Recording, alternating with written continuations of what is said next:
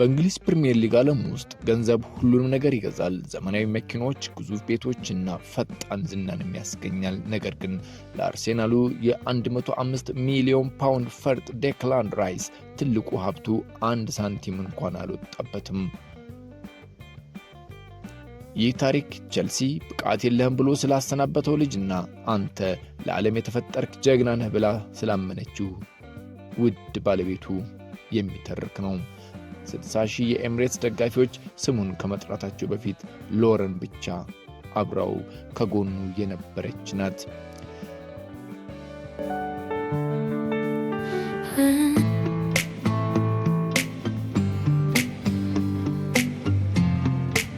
በለንደን እምብርት በኤምሬትስ ስታዲየም ደማቅ መብራቶች ስር አንድ ሰው የ60,000 ሰዎችን ዕጣ ፈንታ በእግሩ ስር ይዟል።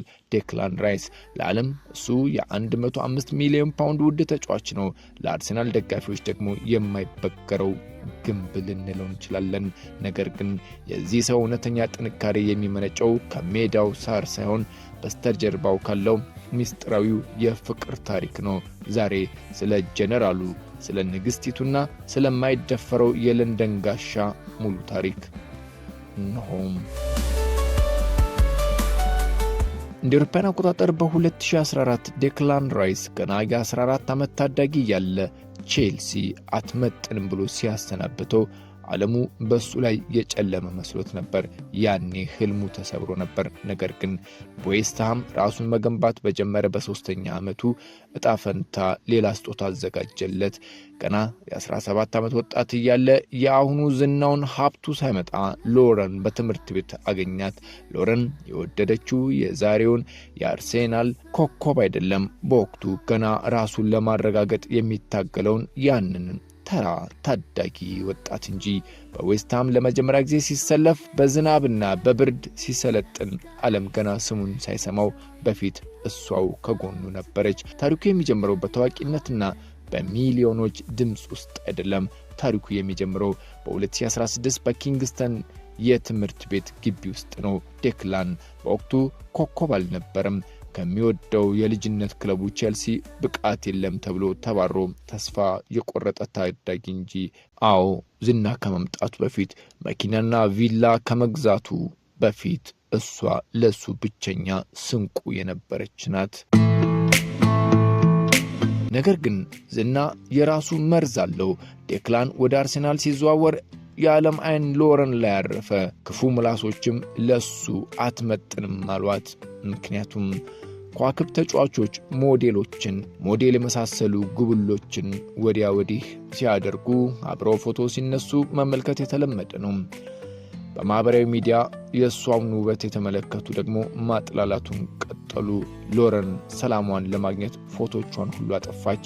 ድንቡሼ የሆነችው ወፍራማ ሎረን ተክለሰውነቷን በማስመልከት አሉታዊ ነገሮችን በማህበራዊ ሚዲያ ላይ ግለሰቦች ያጣጥሏት ጀመር። ነገር ግን አንድ ነገር ዘነጉ። ዴክላን ራይስ የተከላካይ አማካይ ነው። የእሱ ሥራ መጠበቅ ነው። ዴክላን ለዓለም በሰጠው ምላሽ እንዲህ አለ። ባለቤቴ የሕይወቴ ፍቅር ናት። ለእኔ ከሷ የተሻለ ሴት በዚህ ምድር ላይ የለችም። ይህ ንግግር በሜዳ ላይ ከሚያገባቸው ጎሎች በላይ ክብደት ነበረው። ለሷም ጋሻ ሆነላት። ይህ ለቤተሰቡ ያለው ጥበቃ ወደ ሜዳውም ተሻገረም። መጋቢት 17 2026 ሻምፒየንስ ሊግ ባየር ሊቨርኩሰን አርሰናል ለማንበርከክ ለንደን መጡ። ጨዋታው በውጥረት ተሞልቷል። ነገር ግን ዴክላን የኤምሬትስ ዘበኛ በመሆን ያስመሰከረበት ሌሊት ነበር። ኤብሪቼ ኤዜ መሪነቱን ሲወስድ በ62ኛው ደቂቃ ላይ ዴክላን በድንቅ የርቀት ምት መረቡን አናወጠው። በዛ ምሽት 100% ኳስ የማስጣል ብቃቱን አሳየ። የጨዋታው ኮከብም ተባለ። ለሊቨርኩሰን ተጫዋቾች ዴክላን ራይስ ተጫዋችን ብቻ ሳይሆን ሊያልፉት የማይችሉት ግድግዳም ሆኖባቸው ነበር። ታላቅ ግንብ። ዛሬ ዴክላን ራይስ ከአርሴናል ጋር ታሪክ እየጻፈ ይገኛል። ነገር ግን ከእያንዳንዱ ጨዋታ በኋላ አይኖች መጀመሪያ የሚፈልጉት በስታዲየሙ ከፍታ ላይ የተቀመጠችውን ሎረንን ነው። ግብ አስቆጥሮም ሽቅብ ነው የሚመለከተው። ጣቶቹን ቀስሮ እሱ ያስመሰከረው አንድ ትልቅ እውነት አለ። እውነተኛ ጀግና ማለት በሜዳ ላይ ጠንካራ ተዋጊ፣ በቤት ውስጥ ደግሞ ታማኝ ጠባቂ። የቁጥር 41 መለያ ለአርሴናል ደጋፊዎች የድል ምልክት ነው። ለሎረን ደግሞ የፍቅር ጋሻ። ይህ የዴክላን ራይስ ታሪክ ነው። የለንደን እውነተኛው ዘበኛ፣ እውነተኛው ጋሻም